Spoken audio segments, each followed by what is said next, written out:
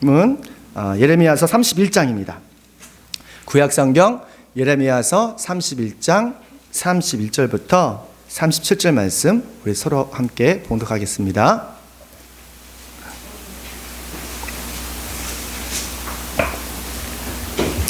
예레미야서 31장 31절에서 37절 말씀. 그때가 오면 내가 이스라엘 가문과 유다 가문에 새 언약을 세우겠다. 나 주의 말이다.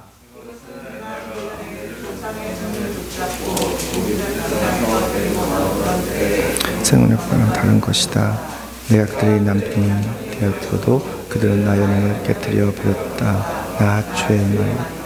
그러나 그 시절이 지난 뒤에 내가 이스라엘 가문과 언약을 세울 것이니 나는 나의 율법을 그들의 가슴에 속에 넣어주며 그들의 마음판에 새겨 기록하여 나는 그들의 하나님이 되고 그들은 나의 백성이 될 것이다. 나 주의 말이다.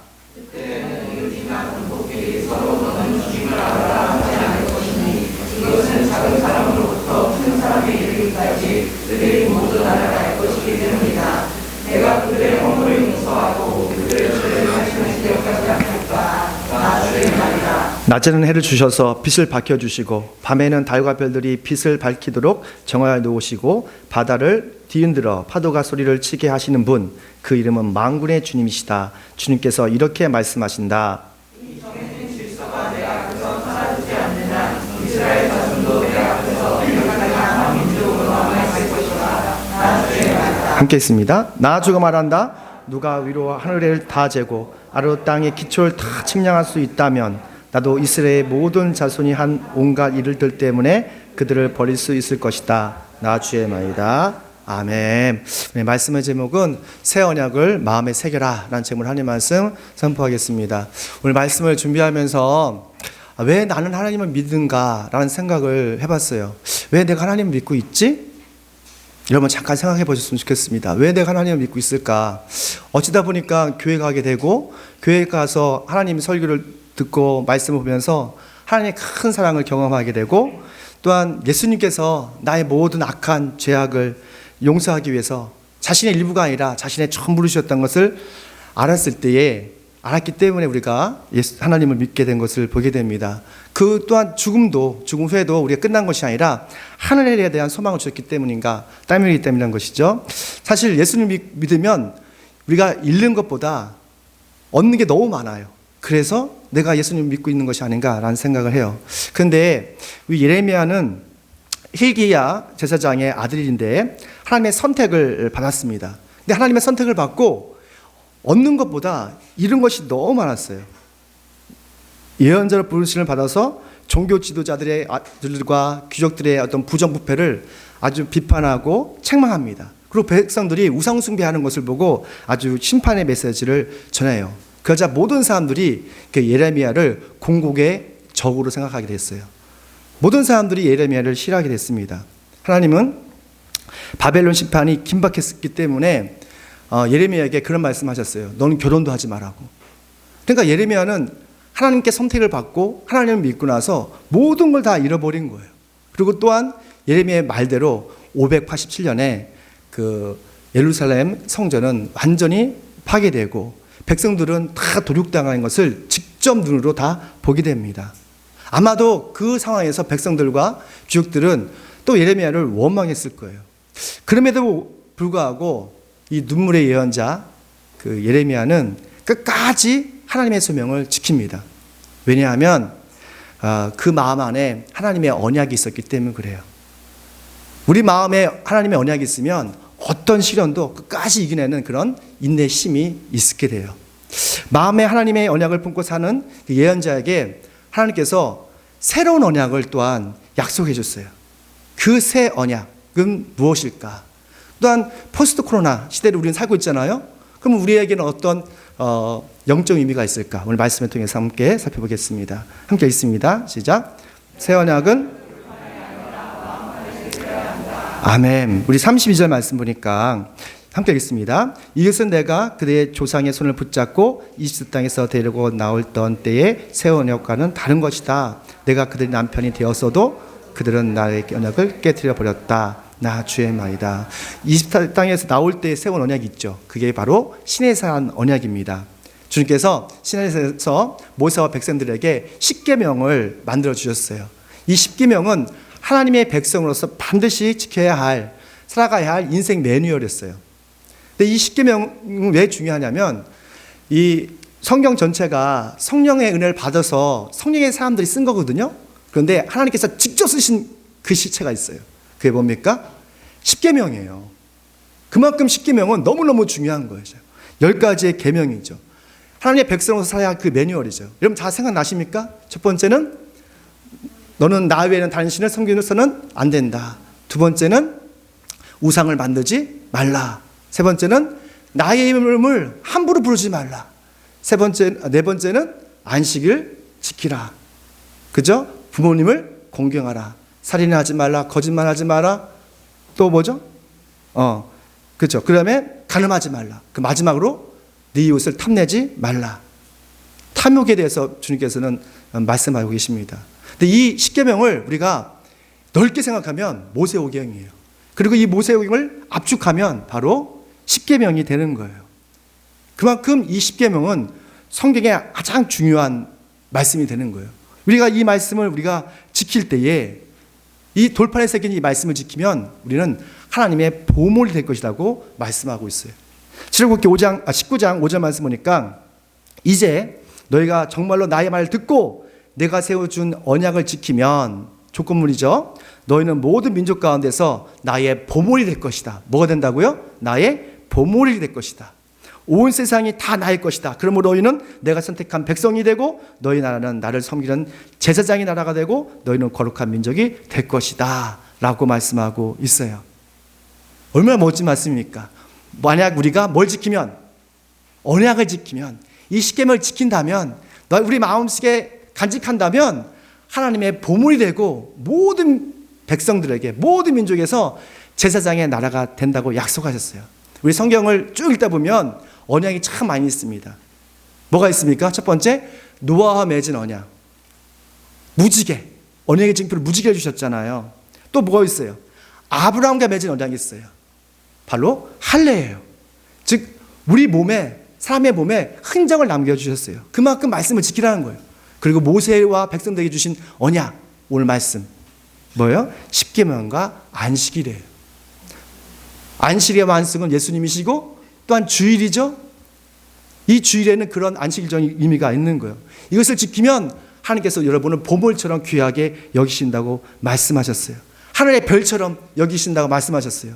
그러나 이 말을 지키지 않으면, 언약을 지키지 않으면 땅에 쓰레기 더미 같은 취급을 받는다고 말하고 있습니다. 그런데 안타깝게도 대부분의 그리스도인들이 이 돌판에 새겨진 십계명을 생각하지도 않고 읽지도 않고 그리고 순종하지도 않는다는 거예요. 그래서 자신의 고집대로, 자신의 욕망대로 미워하고 싸우고 질투하고 우상숭배하고 살아가는 거예요. 그래서 이것을 보고 주님께서 너무 안타까워서 그때가 되면, 이 말씀 보면 그때가 오면 하나님께서 새 언약을 주시겠다고 말씀하셨어요. 그 새 언약을 주면 사람들이 모두가 새롭게 된다고 말씀하셨습니다. 이 새 언약이 누구십니까? 바로 예수 그리스도세요. 이 새 언약은 예수님이세요.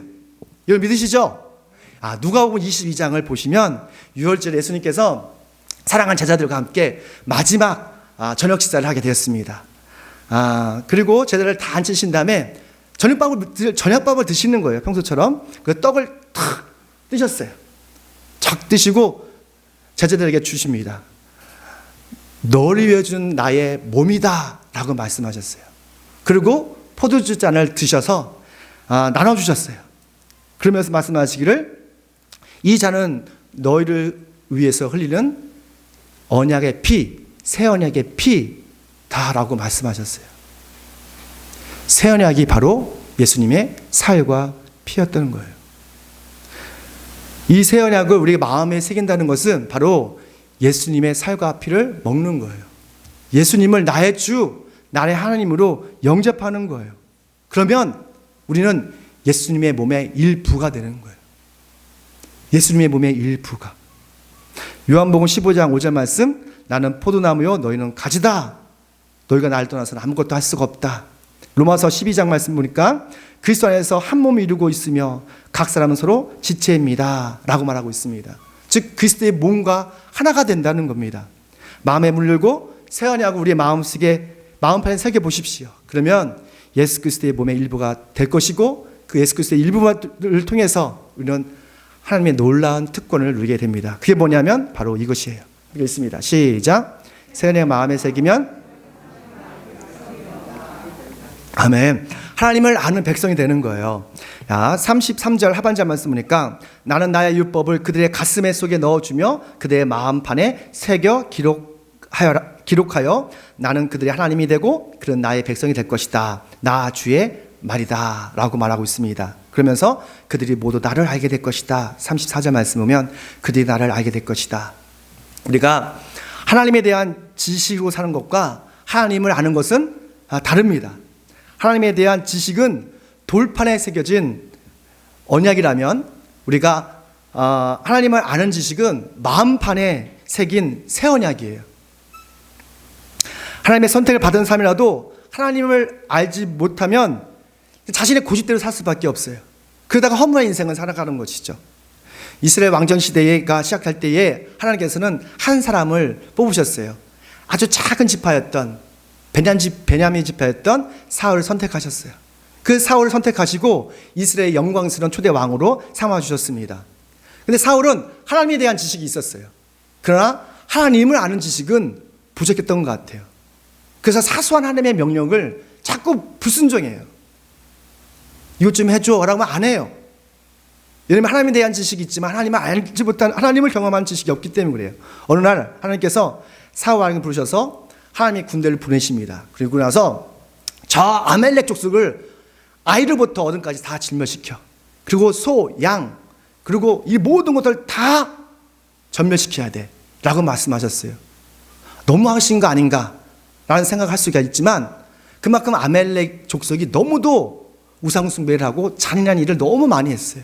심지어는 자신의 아들까지 인신제사 드리는 그런 끔찍한 일을 많이 했기 때문에 하나님께서는 사울과 하나님의 군대를 통해서 하나님의 정의를 실현하고 싶었던 거예요.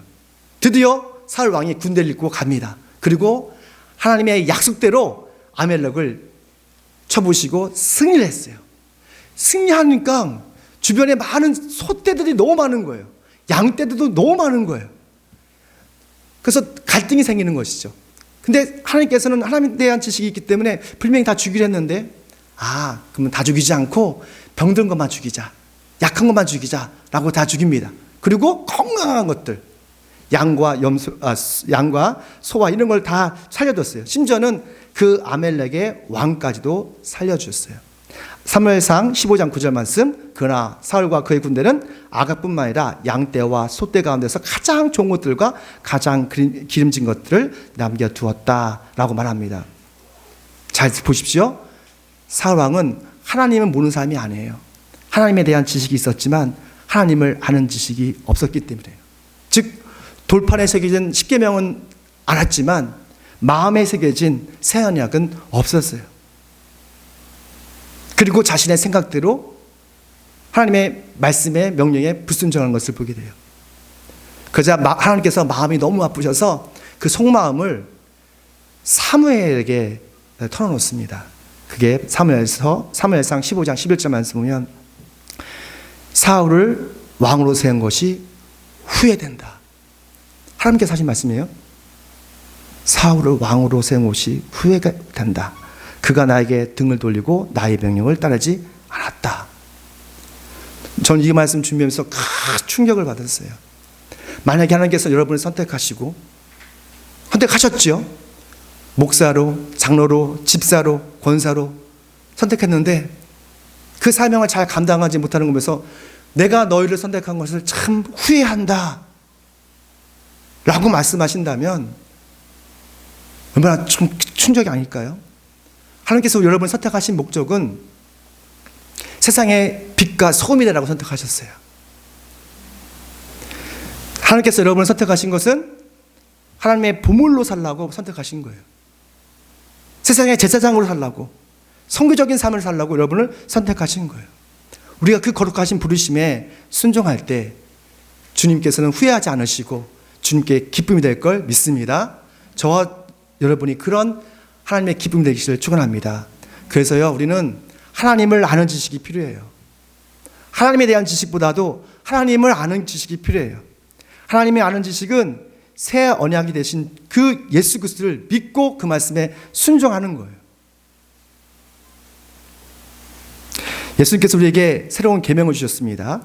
마태복음 22장 30절 말씀이면 아침에 읽었던 말씀인데, 내 마음을 다하고 내 목숨을 다하고 내 뜻을 다하여 주 하나님을 사랑하라. 이게 첫 번째 계명이고, 그리고 내 이웃을 내 몸처럼 사랑하라. 이 두 말씀이 온 율법서의 완성이다 라고 말씀해 주셨어요. 즉 10계명을 새 언약으로 주셨는데, 바로 하나님을 목숨을 다해서 사랑하고 내 이웃을 내 몸처럼 사랑하라는 이 두 말씀으로 압축해 주셨다는 거예요. 우리의 힘으로는 하나님을 정말 진심으로, 주변에 있는 많은 사람들을 진심으로 사랑할 수가 없어요. 하지만 우리 마음에 예수님을 모시면, 우리 마음판에 예수님을 새기면 주님께서 여러분을 도와주십니다. 여러분에게 힘을 주십니다. 또 여러분에게 지혜를 주세요. 영적인 분별력과 통찰력을 주시는 거예요. 사도 바울은 야망의 사람이었어요. 그렇지만 그가 다마스쿠스에서 하나님을 만났을 때, 부활하신 예수님을 만났을 때 그의 생각이 완전히 변하고 새로운 존재가 됐어요. 하나님에 대한 지식이 인해서 하나님을 아는 새 언약의 사람이 되었다는 거예요. 대부분의 사람들이 하나님에 대한 지식이 인해서 끝난 사람이 대부분입니다. 그러나 우리 더불어 성도들은 정말 하나님의 지식인을 넘어서 하나님을 아는 새 언약의 사람이 되기를 축원합니다. 그럴 때에 우리의 신앙이 정말 역동적이고 힘있고 행복한 신앙생활 할 수가 있는 거예요. 또한 새 언약의 마음을 새기면 이런 은혜를 주십니다. 함께 읽습니다. 시작. 네, 마지막인데요. 34절 하반절 말씀 보니까, 내가 그들의 허물을 용서하고 그들의 죄를 다시는 기억하지 않겠다라고 말씀하세요. 주의 말이다. 이거 진짜 너무 감사하지 않습니까? 우리 마음판에 새 언약을 새기면 더 이상 죄의 저주가 우리를 침범하지 못해요. 죄와 사망과 죄책감과 이 모든 것들이 우리를 사로잡지 못하는 거예요. 우리가 어떤 잘못을 해도, 어떤 실수를 해도 우리가 말과 행동으로 주님 앞에서 회개하면 뭐 하신다고요? 용서해 주신다는 거예요. 자꾸 정신적인 질병으로 스트레스 받을 필요가 없어요. 주님께 와서 우리가 회개하면, 정신적인 질병도 있고 영적인 질병도 있어서 요즘 많은 사람들이 잠을 못 잔대요. 그것은 회개를 제대로 하지 않았기 때문에 그래요. 회개했을 때 하나님의 용서의 기쁨을 누리지 못했기 때문에 그래요. 저 여러분은 용서의 기쁨을 누리시길 축원합니다. 요한일서 1장 9절 말씀 보니까, 우리가 우리의 죄를 자백하면 하나님은 신실하시고 위로우셔서 우리 죄를 용서하시고 모든 불의에서 우리를 깨끗게 하실 것이다. 전 이 말씀을 믿습니다. 이사야서 43장 25절 말씀 보니까, 난 네 죄를 용서하는 하나님이다. 내가 널 용서하는 것은 너 때문이 아니다. 나의 거룩한 이름을 속되게 하지 않으려고 그렇게 한 것일 뿐이다. 내가 더 이상 너희 죄를 기억하지 않겠다. 아멘. 그러니까 우리의 알량한 의로움, 선한 행위로 우리를 용서하는 것이 아니라, 바로 거룩하신 하나님의 약속 때문에, 언약 때문에, 그 명령 때문에 주님께서 우리의 모든 죄를 용서하신다는 거예요. 너무 멋지지 않습니까? 예전에 요즘 지었던 그 학교폭력, 성폭력 때문에 참 힘들어하는 사람이 요즘 많습니다. 이건 중고등학교 학생 여러분들, 제발 친구들 때리지 마세요. 재민아, 알았지?